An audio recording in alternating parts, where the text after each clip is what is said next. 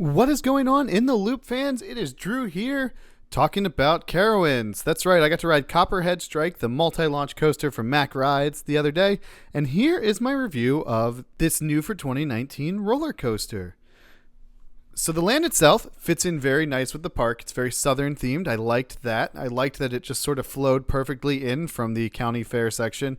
So it was like one big mega section of the park. Looked great. It all fit in together. Liked that a lot. The sign for the ride, pretty epic. It's one of those new giant bold signs that the Cedar Fair parks have. Very similar to Fury, Gatekeeper, Leviathan, things like that. So really liked that. Good stuff there. As for the ride itself, the queue was really awesome. It had nice theming to it. Nice couple of things to look at. Very well done. It was very tasteful. Moving on up into the station. The station seats 8 rows, so it's not too crowded in there. I had fast lane, so that was great. You just walk right up to the station and they put you on pretty much the next train. So good things there. You don't have to wait too long with fast lane if you have the regular line. The line looks like it probably doesn't move very fast, so I recommend getting fast lane because fast lane's great. Feel free to leave comments about how much you hate me because I use fast lane if you would like. The ride starts off big comfy seats, very comfortable, seatbelt, all of that good stuff. So felt safe, secure, comfortable. Then we dispatch. Go through the JoJo roll. Not a fan of the JoJo roll. Gotta admit, not a fan. The one on Hydra, not bad. I don't mind that at all. But this one, I felt like all this pressure was in my legs and was kind of dangling there. I didn't like it. I felt it was unnecessary. It didn't add anything. I was ready for the JoJo roll to be over before it even really got going. I'm just like, all right, I'm leaning. Okay, now I'm upside down. All right, I'm still upside down. All right, and we're continuing on here. So, not a fan of the JoJo rolls. So far, this ride is starting off, and I'm a little nervous. What am I going to think? Coming around the corner, the shed. Shed's really cool. Well, it's a barn on this ride, but it's similar to the Mystic Timber shed, so I liked that. I will say if you sit in the front row, you sort of have to turn around to see what's going on the show scene. If you sit in the back row, you're still a little further away. So the two prime seats on the ride really are not prime seats for the show elements. You want to sit on the left side towards the middle of the train to really see what was going on. That being said, the audio of the show, not the greatest audio. It's a little quiet in there, so I had absolutely no idea what was going on. I'm pretty sure that was Granny, but I wasn't positive. I know there were some chickens in there and some other cool things, flashing lights, fog, and then we take off and launch out of there. The launch really, it wasn't that fast. It was good. It wasn't like a whoa, I'm accelerating like a Top Thrill Dragster or even a Maverick launch. It was slower than that, but it was perfect for what it needed.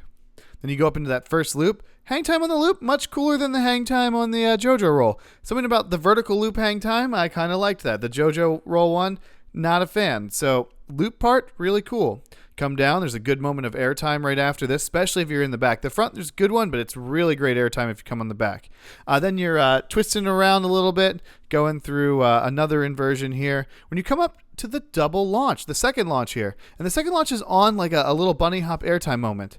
I will admit, I saw the launch, but I couldn't really tell that we were launching. It sort of just felt like when you're driving a car and you're going down a hill and the car starts accelerating.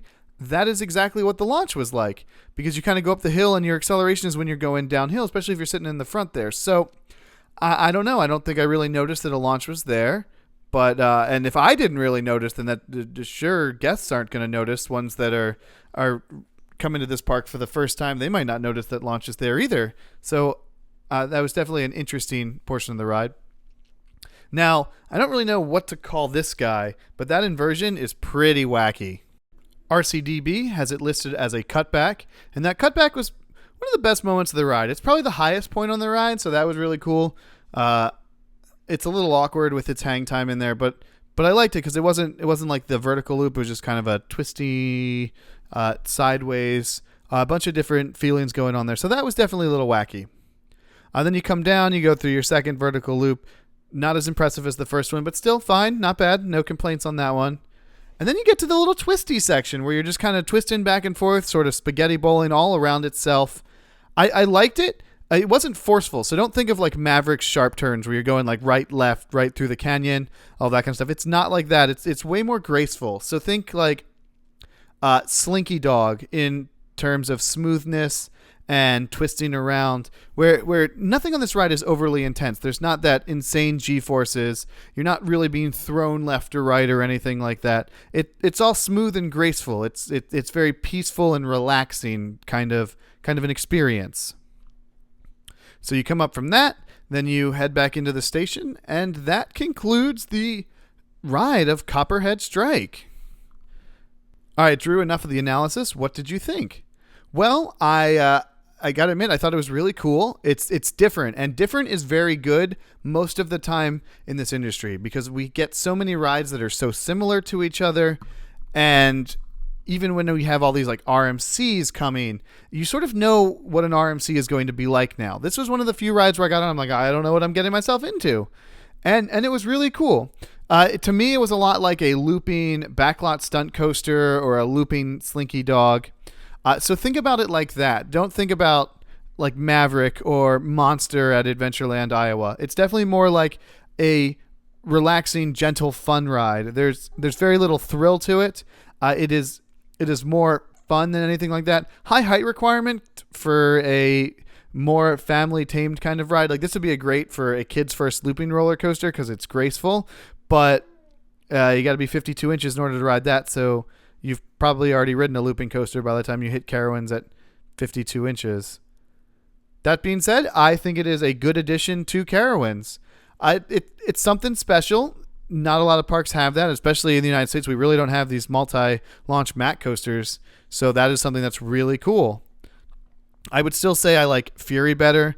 I like Afterburn better. Toss up there if I like Intimidator better. Intimidator on a good day is definitely better. Intimidator when it's slow and really trimmed, I don't know if I necessarily like it better. But Copperhead Strike, I would say solid number 4, fourth best coaster in that park, which is something that park really needs. Because Carowinds has really good roller coasters in Fury and Afterburn and Intimidator. And it has really bad coasters like the Carolina Cyclone, the Flying Cobras, Carolina Gold Rush, and Vortex. And it really has nothing in between. So it's great that we have these two tiers here now where we've got good coasters and bad coasters. And there's now another one on the good coasters list. So I really liked that. I think the ride, once it gets up to 3 trains, is going to be super efficient too, which is really nice and awesome. I posted on Twitter the other day asking people for questions for me to answer in this review video of Copperhead Strike, and I got, is Carowinds better for having it? Should they have saved their money and kept Thunder Road? Seems like an awful lot of effort to replace their 4th best coaster with a new 4th best coaster. Well, I would say this is better than Thunder Road. Thunder Road might have been the 4th best coaster in Carowinds when it was operating, but if you look at something like King's Dominion, I don't think Racer 75 is the 4th best coaster in that park, and it's a very similar ride. So I think you got to make modernization and progress and move on with that. Is the beer or coaster better? I liked the coaster better. The beer was fine. It was a generic IPA, great for Carowinds, great beer. But I think, unlike Valraven, I think the Copperhead Strike coaster is better than the Copperhead Strike beer. Should people who have never been on it complain about it? Well, welcome to the theme park industry. Everyone likes to complain about things that they've never done. I don't know if it's in a jealousy form or whatever, but it seems like the internet is very good at complaining about things before they ever experience it. I was probably one of those. I probably was a little down on Copperhead Strike when it got announced. I was like, yeah, it really is only going to be okay. And it met my expectations. I wouldn't say it was the greatest roller coaster ever. I wouldn't say it was bad. I would say it was fun and a good addition. I was asked how are the ride restraints, and I would say they were super comfy. The ride seems kind of slow, like the launches could be turned up just slightly. Do you agree or disagree?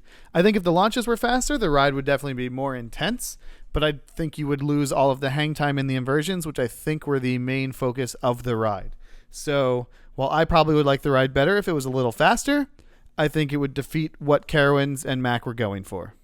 Alrighty, folks, that'll do it here for this review of Copperhead Strike at Carowinds. Make sure you head out to Carowinds, check it out. Let me know what you think of the ride. Comment below of all of your thoughts, whether you like it, hate it, think it's just okay, want to complain about it even though you've never ridden it, want to tell me my opinion's wrong or where I made a mistake or something like that. Feel free to comment below. This has been Drew from In the Loop. You can follow me on Twitter at DrewTheIntern. You can follow me on Untapped at DrewTheIntern. We're all on Facebook at facebook.com/InTheLoopPodcast. Obviously, listen to the podcast, and you got here through YouTube, so make sure you like, comment, and subscribe. And we'll see you on the midway.